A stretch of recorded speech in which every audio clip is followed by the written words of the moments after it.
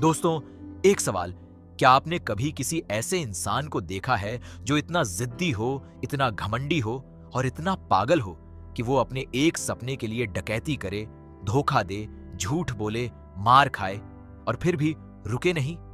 एक ऐसा इंसान जो खुद को दुनिया का सबसे बड़ा खिलाड़ी मानता हो, लेकिन उसकी जेब में एक पैसा भी ना हो।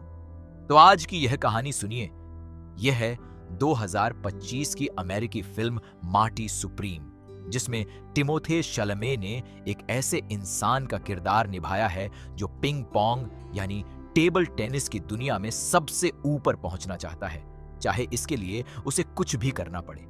यह कहानी है जुनून की, घमंड की, प्यार की, धोखे की और एक ऐसी जीत की जो जीतने के बाद भी अधूरी लगती है। साल है 1952, जगह है New York city. Lower east side के एक छोटे से शू स्टोर में काम करता है 23 साल का मार्टी मौजर। ये शू स्टोर उसके चाचा मरे का है और मार्टी वहां जूते बेचता है, लोगों के पैर नापता है। लेकिन ये काम उसकी असली पहचान नहीं है। मार्टी की असली दुनिया है टेबल टेनिस की दुनिया, जिसे अमेरिका में उस जमाने में कोई ज्यादा गंभीरता से नहीं लेता था। लेकिन मार्टी के लिए यही खेल सब कुछ है। वो मानता है कि वो इस खेल का सबसे बड़ा खिलाड़ी है, दुनिया में सबसे बेहतरीन, और उसकी यही सोच, ये यकीन कि वो सुप्रीम है, सर्वश्रेष्ठ है, ही इस पूरी कहानी की बुनियाद है। मार्टी की माँ भी उसी के साथ रहती है। माँ की तबीयत ठीक नहीं रहती और घर का सारा खर्च चाचा मरे उठाते हैं। यानी मार्टी खुद कमाता भी नहीं ढंग से, घर चलाता भी नहीं और ऊपर से घमंड आसमान छूता है। लेकिन इस घमंड के पीछे एक सच्चा जुनून भी है। मार्टी सच में अद्भुत खिलाड़ी है। उसके हाथों में जादू है, उसकी गति अविश्वसनीय है और टेबल टेनिस की मेज पर वो जो करता है वो देखने वाले हैरान रह जाते हैं। शुरुआत में हम देखते हैं कि मार्टी की पड़ोसन रेचल उससे मिलने आती है। रेचल उसकी बचपन की दोस्त है, लेकिन अब वो किसी और की बीवी है। उसका पति आयरा एक रूखा सूखा गुस्सैल आदमी है, लेकिन रेचल और मार्टी के बीच एक अजीब सा खिंचाव है और दोनों के बीच एक गुप्त रिश्ता है। फिल्म की शुरुआत में ही हमें पता चलता है कि इस रिश्ते के कुछ गहरे नतीजे होने वाले हैं और यह नतीजा फिल्म के आखिर में उस तरह सामने आता है जो मार्टी की पूरी जिंदगी बदल देता है। मार्टी का एक बड़ा सपना है, वो British open table tennis championship जीतना चाहता है। उसका मानना है कि अगर एक अमेरिकी इस चैंपियनशिप को जीत ले तो पूरे अमेरिका में इस खेल को पहचान मिल जाएगी। वो चाहता है कि टेबल टेनिस को अमेरिका में भी वही सम्मान मिले जो क्रिकेट को इंग्लैंड में या सूमो को जापान में मिलता है। इसके साथ ही मार्टी का एक और प्लान है। वो नारंगी रंग की टेबल टेनिस बॉल्स बनाना चाहता है जिन पर मार्टी सुप्रीम का नाम लिखा हो। उसने यह आइडिया अपने दोस्त डियॉन और डियॉन के बिजनेसमैन बाप को बेचने की कोशिश की है। मार्टी को लगता है कि जब वो ब्रिटिश ओपन जीतेगा तो यह बॉल्स बिकेंगी और उसे पैसा भी मिलेगा और नाम भी। लेकिन सपने देखना एक बात है, उन्हें पूरा करने के लिए लंदन तक जाना दूसरी बात, और लंदन जाने के लिए चाहिए पैसा, $700। मार्टी चाचा मरे के पास जाता है और $700 मांगता है, लेकिन मरे मना कर देते हैं। वो कहते हैं कि यह पैसा वो नहीं दे सकते, मार्टी को अपनी नौकरी संभालनी चाहिए, माँ का ख्याल रखना चाहिए। यह सुनकर मार्टी का खून खौल उठता है। वो रुकता नहीं, झुकता नहीं।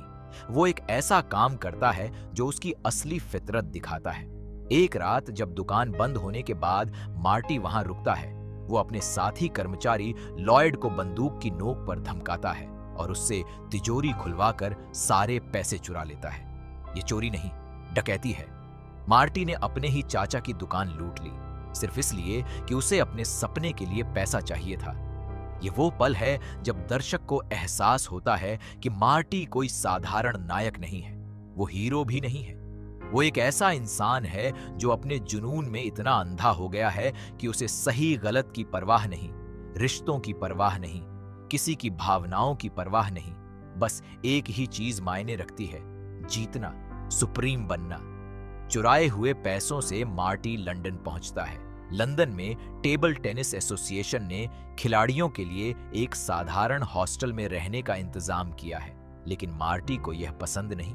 वो कहता है कि यह उसके लायक नहीं। वो चाहता है कि उसे किसी बड़े होटल में रखा जाए। जब एसोसिएशन मना करती है तो मार्टी इतना हंगामा करता है, इतना बदतमीजी से बात करता है कि आखिरकार उसे रिट्स होटल में जगह मिल जाती है, लंदन के सबसे महंगे, सबसे भव्य होटलों में से एक। और यह सब होता है चुराए हुए पैसों पर। रिट्स होटल में मार्टी की मुलाकात होती है के स्टोन से। के एक पुरानी हॉलीवुड एक्ट्रेस है जिसका सितारा अब ढल चुका है। के सुंदर है, आकर्षक है और मार्टी उसे देखते ही उसकी तरफ खींच जाता है।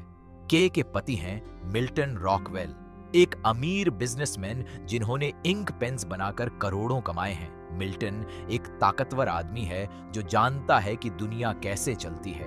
मार्टी बिना किसी झिझक के साथ अफेयर शुरू कर देता है, यह जानते हुए भी कि के शादीशुदा है, और साथ ही वो मिल्टन के साथ बिजनेस डील बनाने की कोशिश करता है। यानी एक तरफ पति की बीवी के साथ रिश्ता, दूसरी तरफ उसी पति के साथ पैसे की बात। यही है मार्टी, बेशर्म, हिम्मत वाला और पूरी तरह से अपने फायदे में डूबा हुआ। ब्रिटिश ओपन टूर्नामेंट शुरू होता है और मार्टी खेलता है जादू। वो एक के बाद एक मैचेस जीतता जाता है। सेमीफाइनल्स में उसका सामना होता है बेला क्लेत्स्की से। ये वो खिलाड़ी है जिसे सब डिफेंडिंग चैंपियन मानते हैं, जिसे हराना लगभग नामुमकिन माना जाता है, लेकिन मार्टी उसे हरा देता है। पूरा हॉल हैरान रह जाता है। मार्टी का खेल देखकर लगता है जैसे वो सच में सुप्रीम है। लेकिन फाइनल में उसकी मुलाकात होती है कोतो एंडो से, एक जापानी खिलाड़ी जो बहरा है, यानी जो सुन नहीं सकता। एंडो के पास है एक नया हथियार, स्पंज रैकेट। यह उस जमाने में एक नई टेक्नोलॉजी थी जो पुराने वुडन या रबर रैकेट से बिल्कुल अलग थी। एंडो का खेल इतना शक्तिशाली है, इतना अजीब है कि मार्टी उसके सामने बिल्कुल बेबस हो जाता है। एंडो उसे हरा देता है और मार्टी फाइनल में हार जाता है। यह हार मार्टी झेल नहीं पाता। वो पागलों की तरह बिहेव करता है, ट्रैश कैन फेंकता है, चिल्लाता है, रैकेट को दोष देता है। लेकिन हार तो हार है। वो रनर अप बनकर वापस घर लौटता है और घर पर एक नई मुसीबत उसका इंतजार कर रही है। न्यूयॉर्क वापस आने पर मार्टी को पता चलता है कि पुलिस चाचा मुर्रे की दुकान की डकैती की जांच कर रही है और उस पर शक है। एक दिन पुलिस उसके घर आती है और जब वो पूछताछ करने लगते हैं तो मार्टी बाथरूम के रास्ते वहां से भाग निकलता है। भागना उसकी आदत है, मुसीबत से भागना, जिम्मेदारी से भागना, रिश्तों से भागना। लेकिन अपने सपने की तरफ वो कभी नहीं भागता, उसकी तरफ वो दौड़ता है। इसी बीच मिल्टन रॉकवेल उसे एक ऑफर देता है। वो कहता है कि टोक्यो में वर्ल्ड चैंपियनशिप से पहले एक एग्जीबिशन मैच होगा, मार्टी बनाम एंडो। अगर मार्टी जापान आए और एंडो के साथ खेले तो उसे स्पॉन्सरशिप और पैसे मिलेंगे। यह सुनकर मार्टी की आंखें चमक उठती हैं। जापान जाने का मौका, एंडो से बदला लेने का मौका और पैसे भी। लेकिन फिर मिल्टन एक शर्त रखता है, यह एग्जीबिशन मैच स्टेज्ड है, यानी मार्टी को जानबूझकर हारना होगा ताकि जापानीज ऑडियंस को खुश किया जा सके। यह सुनते ही मार्टी आग बबूला हो जाता है। वो कहता है, मैं कभी जानबूझकर नहीं हारूंगा, ये मेरे खेल की बेइज्जती है। मिल्टन तब उसे एक करारा जवाब देता है। वो कहता है कि मार्टी असल में कोई बड़ा एथलीट नहीं है, वो एक वॉडविल परफॉर्मर है, एक एंटरटेनर है। वो हार्लेम ग्लोब ट्रॉटर्स जैसे शोज में पिंग पोंग के ट्रिक्स करने वाला है, कोई वर्ल्ड चैंपियन नहीं। ये बात मार्टी को तीर की तरह लगती है, लेकिन वो यह मानने को तैयार नहीं। जापान जाने के लिए पैसे नहीं है। मार्टी अब हर तरफ से घिरा हुआ है, पुलिस उसके पीछे है, चाचा नाराज हैं, पैसे नहीं हैं और सपना अभी भी अधूरा है। इसी उलझन में वो एक और गलत रास्ता पकड़ता है। रेचल के जरिए उसकी कोशिश होती है कि किसी तरह एजरा नाम के एक क्रिमिनल से पैसे निकाले जाए।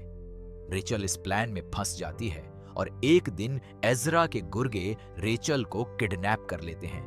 मार्टी को मजबूरन इस पूरे झमेले में कूदना पड़ता है। मार्टी और कुछ और लोग न्यू जर्सी में एजरा के घर पहुंचते हैं। वहां एक हिंसक कॉन्फ्रंटेशन होती है जिसमें एजरा और उसके साथी गोलियों से मारे जाते हैं। रेचल को गोली लगती है और वो जख्मी हो जाती है। मार्टी उसे लेकर वहां से भागता है। रास्ते में रेचल को दर्द होने लगता है और धीरे धीरे यह साफ हो जाता है कि रेचल गर्भवती है और उसे लेबर पेन शुरू हो गया है। मार्टी उसे हॉस्पिटल पहुंचाता है। हॉस्पिटल के बाहर खड़े होकर वो थोड़ा रुकता है, लेकिन अंदर नहीं जाता। रेचल को अस्पताल में छोड़कर अपने बच्चे के जन्म का इंतजार किए बिना मार्टी टोक्यो की फ्लाइट पकड़ लेता है। ये शायद मार्टी की सबसे क्रूर हरकत है, अपने होने वाले बच्चे और घायल प्रेमिका को छोड़कर एक गेम के लिए उड़ जाना। जापान में मिल्टन ने मार्टी का जो प्रोग्राम रखा है वो ह्यूमिलिएटिंग है। पहले मार्टी को कहा जाता है कि वो एक पिग को किस करे, यानी एक सुअर को। यह एक तमाशा था, एक सर्कस एक्ट जो जापानीज ऑडियंस को एंटरटेन करने के लिए था। मार्टी पहले तो जाता है स्टेज पर, लेकिन जब उसे इस नॉनसेंस के बारे में पता चलता है तो वो रुक जाता है। वो मना कर देता है। मार्टी कहता है, मैं एंटरटेनर नहीं हूं, मैं एथलीट हूं। मुझे रियल मैच चाहिए, एंडो के साथ असली मुकाबला। ये मांग मार्टी को मिल्टन की नजरों में और भी गिरा देती है। मिल्टन उससे सारी फाइनेंशियल सपोर्ट वापस ले लेता है, लेकिन मार्टी को अब पैसों की परवाह नहीं। उसे बस एक चीज चाहिए, एंडो को हराना। दर्शकों के सामने, दुनिया के सामने यह साबित करना कि वो सुप्रीम है। और फिर वो पल आता है। एंडो और मार्टी आमने सामने होते हैं एक असली मैच में। यह मैच एक अजीब एनर्जी के साथ शुरू होता है। एंडो वही स्पंज रैकेट लेकर आया है जिसने लंदन में मार्टी को तोड़ दिया था। मार्टी के पास वही पुराना जज्बा है, वही तेजी है, वही जुनून है। दोनों के बीच जो खेल होता है वो रोमांचक है, इंटेंस है। मार्टी इस बार अलग है। वो एंडो के खेल को समझ चुका है, उसकी ट्रिक्स को पहचान चुका है। धीरे धीरे मार्टी ऊपर आता है और आखिरकार वो एंडो को हरा देता है। जापान में एंडो के घर में जापानीज क्राउड के सामने मार्टी सुप्रीम जीत जाता है। ये जीत सिंबॉलिक है।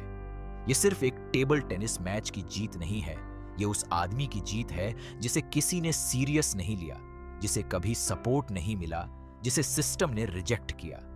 मार्टी ने अकेले दम पर, बिना किसी की मदद के, अपने बलबूते पर यह साबित किया कि वो दुनिया में सबसे बेहतरीन है। लेकिन जीत के बाद जो होता है वो इस फिल्म को बाकी स्पोर्ट्स मूवीज से अलग बना देता है। जापान से मार्टी घर वापस आता है। वो यूएस आर्मी के साथ एक शिप पर सवार होता है और शिप पर होने के दौरान वो एकांत में बैठा होता है। जीत हाथ में है, लेकिन अंदर कुछ खाली खाली लग रहा है। घर पहुंचने पर मार्टी रेचल से मिलता है। रेचल के पास उसका बच्चा है, एक नवजात शिशु। मार्टी पहली बार अपने बेटे को देखता है और इस एक पल में मार्टी टूट जाता है। वो रोने लगता है। यह आंसू जीत के नहीं है, न हार के।